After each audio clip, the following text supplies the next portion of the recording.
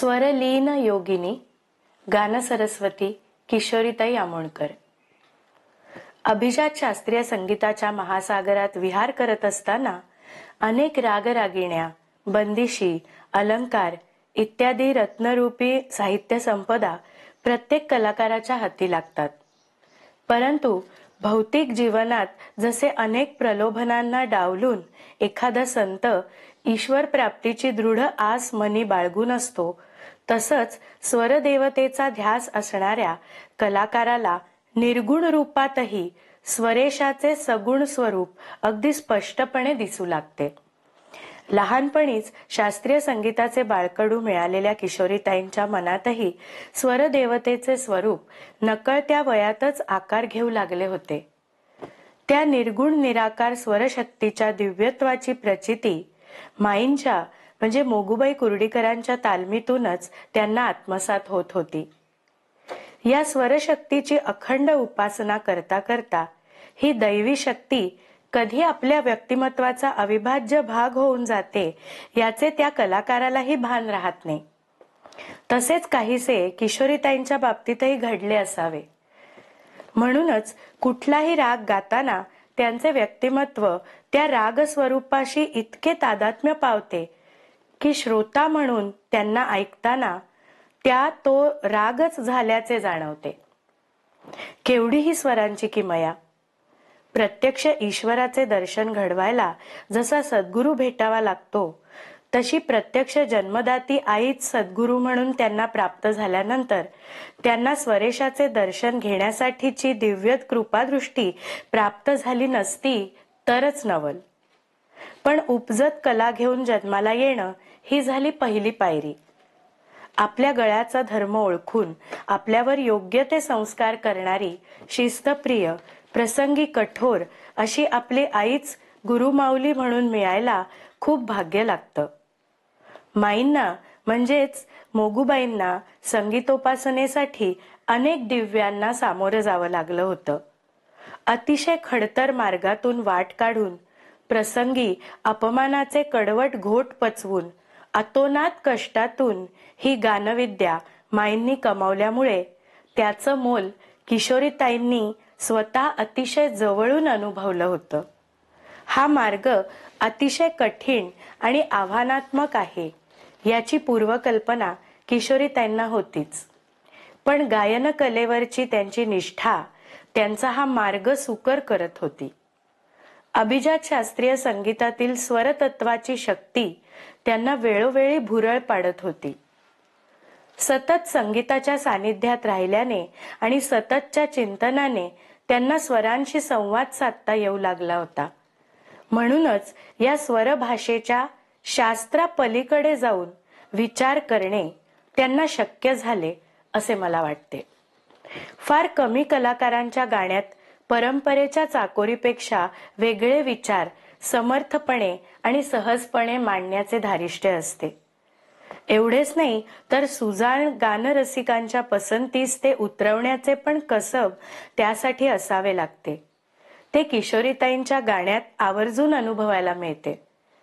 परंपरेची पकड पक्की असल्याखेरीज नवसृजनाच्या वाटा स्पष्टपणे दिसूच शकत नाहीत. त्यामुळे जयपूर गायकीचे अस्सल संस्कार पचवून मग कालांतराने त्यांनी नवविचारांना वाट मोकळी करून दिली. किशोरीताईंनी कधीही कुठल्याही गानप्रकाराला गौण मानले नाही. शास्त्रीय, उपशास्त्रीय, सुगम हे तीनही बाज हाताळताना त्यांनी त्या प्रकारांना योग्य तो न्याय मिळवून दिला. या तीनही गान प्रकारांच्या लकबी, त्यासाठी योग्य अशी लागणारी आवाजाची फेक, त्यातील शब्दरचना, स्वररचना यांचा बारकाईने अभ्यास त्यांनी केलेला जाणवतो. जयपूर घराण्याला साजेशी शिस्त त्यांच्या सादरीकरणाचा अविभाज्य अंग होती. परंतु तरीही ती शिस्त कुठेही न मोडता स्वरांचा गाभा जपून स्वरांचे भावपूर्ण सादरीकरण ही त्यांची खासियत होती. त्यांचा बडा ख्याल ऐकताना त्याच्यातील प्रत्येक स्वराचे भावपूर्ण सादरीकरण त्या करत. त्यामुळे सुगम संगीताप्रमाणे ते सर्वसामान्यांच्याही मनाचा सहज ठाव घेत असे. जयपूर घराण्याच्या वैशिष्ट्यपूर्ण आकारयुक्त स्वर अधिकच नितळ, स्वच्छ आणि थेट भिडणारा असा होता. लय आणि स्वर हे अभिजात शास्त्रीय संगीताचे आधारस्तंभ मानले गेले. त्यामुळे लयीवरही त्यांचे कमाल प्रभुत्व होते. स्वच्छ सूर्यप्रकाशाप्रमाणे त्यांचा तारषड्ज स्थिरावलेला असताना आवर्तन संपणार तोच तारसप्तकातील स्वरांवरून त्या अवचित उल्का वर्षावाप्रमाणे प्रकाश वेगाने येऊन सम गाठायच्या, तेव्हा रसिक श्रोते अचंबित होऊन जात. हे कसबही मोगूबाईंकडूनच त्यांनी आत्मसात केले असावे. लय खेळती ठेवणे म्हणजे काय हे किशोरीताईंच्या लयकारीतून जाणवते. लय अंगात भिनलेली असल्याखेरीज तालावरचे प्रभुत्व अशक्यप्रायच असते. साहित्याची उत्तम जाण असल्याने शब्दामधील भाव, रसनिष्पत्ती, लालित्य त्या अचूक हेरत. तीनही सप्तकात लीलया संचार करणारा त्यांचा आवाज हेही त्यांचे गानविशेष. चतुरस्र कलाकार तर त्या होत्याच, पण त्याचबरोबर अतिशय उत्तम शिष्य घडवणाऱ्या गुरुही त्या होत्या. शिष्यांकडून कसून रियाज करून घेण्यात त्यांचा हातखंडाच होता. गानतपश्चर्येत मेहनतीला, रियाजाला पर्याय नाही. त्यामुळे ही कला कष्टसाध्य आहे ह्याची जाणीव कलाकाराच्या मनामध्ये सतत जागृत असायला हवी, असे त्या नेहमी सांगत. संगीताची सखोलता आपल्या प्रखर बुद्धिमत्तेने, मेहनतीने, अनुभवाने त्या जाणत होत्या. त्यामुळे तितक्याच जिद्दीने त्यांनी संगीतकला आत्मसात केली.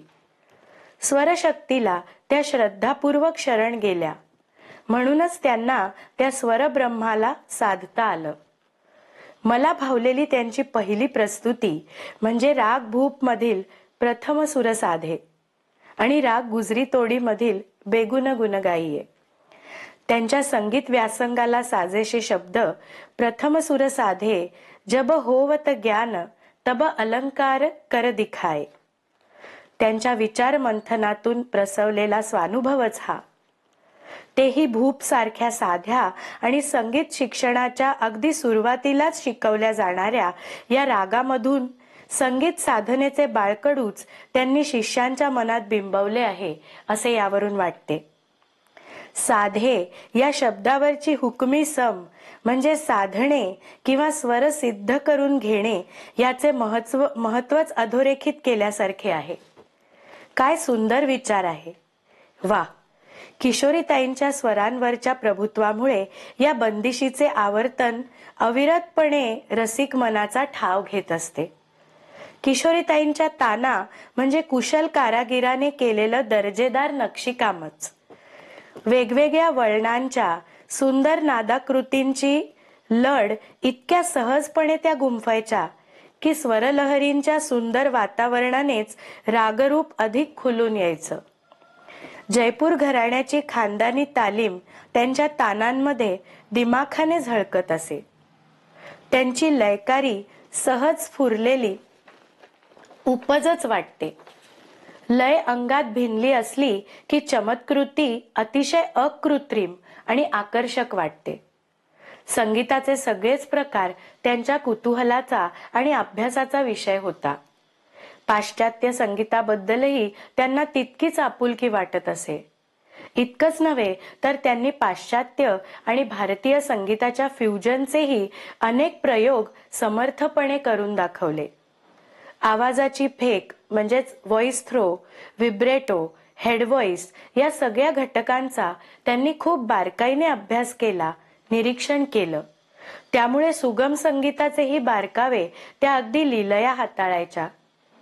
भाषांचा अभ्यासही त्यांचा खूपच दांडगा होता. त्यात त्यांना खूप रुची होती. त्यामुळे साहित्याकडे त्यांचे खास लक्ष असे. त्यांनी अनेक उर्दू गझलाही रचल्या. मुळातच धार्मिक वृत्तीच्या किशोरीताईंसाठी स्वर हेच परब्रह्म होते. त्यामुळे त्या परब्रह्माच्या उपासनेतच त्यांनी आपले संपूर्ण आयुष्य व्यतीत केले आणि शेवटी स्वरब्रह्मातच त्या विलीन झाल्या.